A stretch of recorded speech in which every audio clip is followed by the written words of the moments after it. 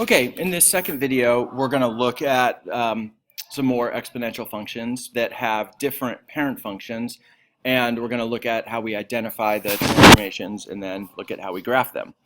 So if we look at our first one right here, we've got 3 to the x power, and we want to know what the transformations were in 3 to the 3x minus 5 power. Now, what we need to do is we need to look at this and identify what these changes are. In this case, we see that we have two changes. We have an a value. We multiplied our input by an a value, and then we subtracted a value from our input. So in this case, we've got a equals 3 and h equals 5. So remember, because these are both changes to our input, these are horizontal translation or horizontal changes. The a, if we look at our list right here, if we go to horizontal stretch or shrink, that is where if we are multiplying our input by a number, then we're going to have a stretch or a shrink of the inverse. So remember, horizontal stretches and shrink always have the inverse. So in this case, because it is 3x, this is going to be a horizontal shrink of 1/3. If you see right here, when you have a to the x, it's a shrink of 1 over a. H is 5, so that means it's going to be a horizontal translation 5 units to the right. So if we look at it again, we've got 5 units to the right and a horizontal shrink of a factor of 1/3. All right, so that's how we get our graph. Again, you look at our parent function and then you make the transformations.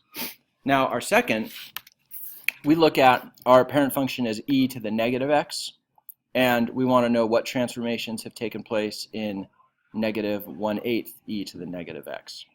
So first thing you want to do is identify what change has been made.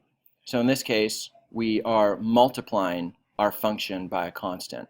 So it's in the form a times e to the negative x. In this case, a is negative 1/8. If we look here, we're multiplying our entire function, and a is a 1/4 or 1/8, so it's going to be a fraction. So in this case, what we've done is it's a reflection in the x-axis because we have a negative value, and it's a vertical shrink by a factor of 1/8. So our two changes are a multiplier of 1/8 and a x-axis reflection because it's negative.